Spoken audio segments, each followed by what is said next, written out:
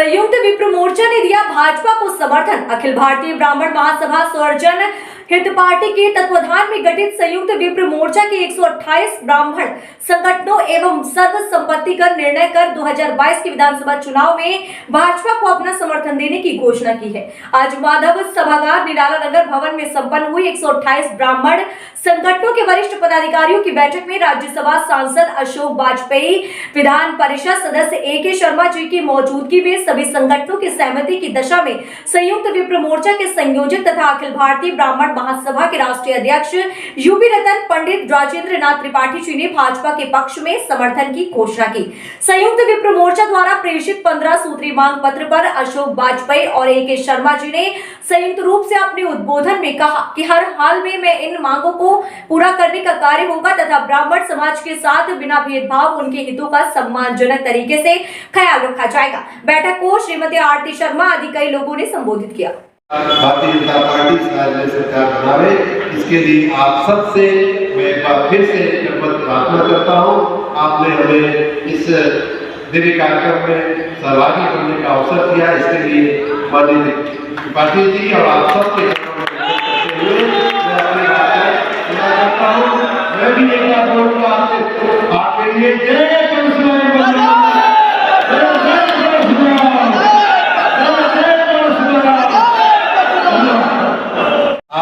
सब विप्लवर्ग से आपके चरणों में वंदन करते हुए प्रार्थना है कि हमारे माननीय मोदी जी के हाथों को मजबूत करें, माननीय योगी जी के नेतृत्व को मजबूत करें, भारतीय जनता पार्टी की सरकार फिर से बने, इसके लिए आप अपना आशीर्वाद दें। इसलिए आप इसके लिए अपना मार्गदर्शन दें और समाज आप ही नहीं, आप तो आशीर्वाद दें ही, लेकिन मुझे मालूम है कि आपके आशीर्वाद से हजारों हजार लोगों का आशीर्वाद भी भारतीय जनता पार्टी को मिलेगा। तो आप अन्य लोगों को भी अपना आशीर्वाद देकर के भारतीय जनता पार्टी को विजयी बनाने, ऐसा मेरा विशेष आग्रह है।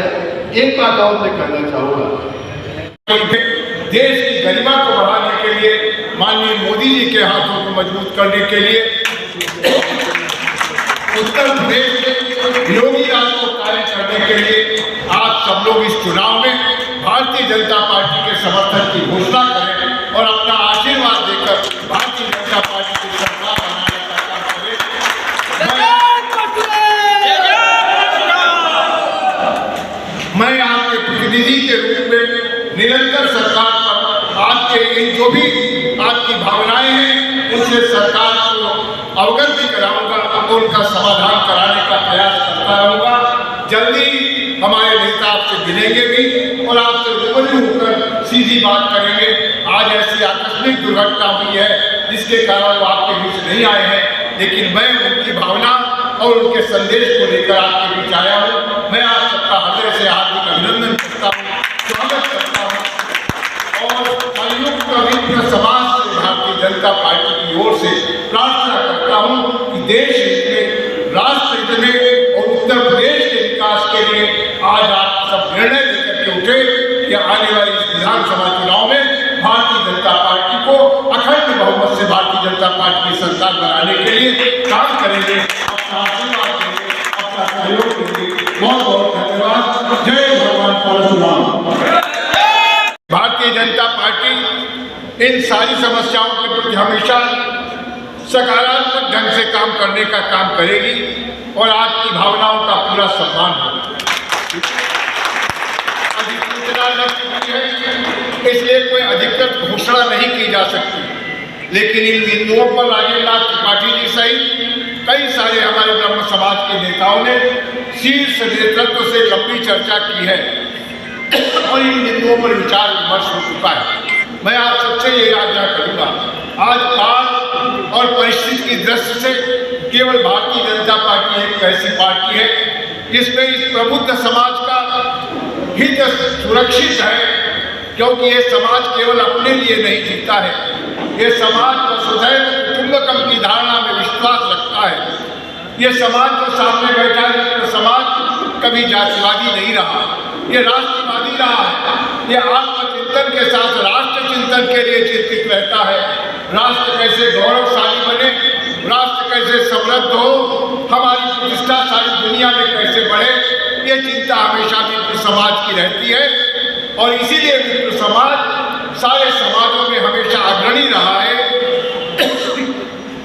समाज का मुखिया रहा। और आज से नहीं, वैदिक काल से इस समाज ने हमेशा समाज को दिशा देने का काम किया है। आज की परिस्थिति में जो तमाम राजनीतिक दल हमारे सामने हैं, उन पर एक दृष्टि आप डालेंगे, किस तरह की जातिवादी और संकुचित सोच के लोग हैं जिन्होंने हमेशा हमको हाशिए पर डालने का काम किया, हमेशा हमारे लिए सूल पैदा करने का, कांटे बिछाने का काम किया, हमारे नौजवानों के भविष्य को कुंठित करने का काम किया।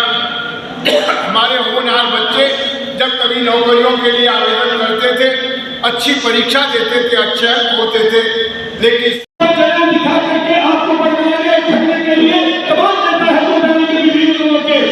इसी से सावधान करने के लिए संयुक्त विप्र मोर्चा का गठन किया गया है कि अब समाज के लोगों को भ्रमित करने वाले तत्वों को मुंह तोड़ जवाब दिया जाएगा, चाहे वो राजनीतिक दल हो या नेता हो। ये आपकी ताकत की देन होगी। मैं देखा हूँ सबके विचार से मुझसे अधिक प्रदेश में की घटना को लेकर के कोई आक्रामक नहीं रहा। हमारे सारे संगठन के मामले भटकी जाते हैं। मैं और लड़का भी रहूंगा, चाहे किसी भी का साथ मिले न मिले। आप लोगों की ताकत अगर रही तो हम नागरिकों को सबक सिखा करके रहेंगे। हमारी इरादा है 100 अपमान करने लिए और एक बार कहने लिए बंदी तो जैसे आगे शर्मा जी ने कहा कि चिरंजीव और कल्याण की कामना और आशीर्वाद देता है स्कूल और परिवार के हम लोग हैं।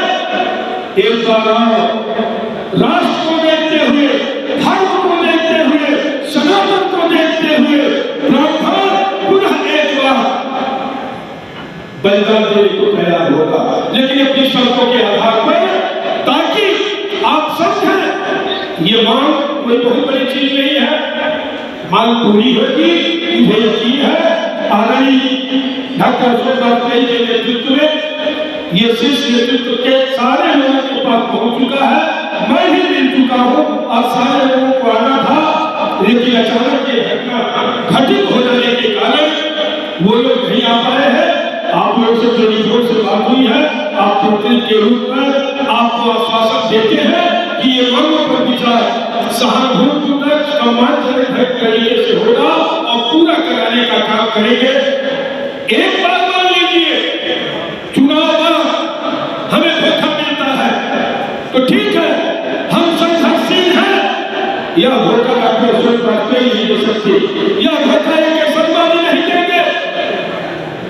हम धोखा ही मान लें तो एक बार मेरा विचार है, अगर सहमत हो तो हाथ उठा कर समझ कर दीजिएगा कि मेरा विचार है कि इन ब्राह्मण को ही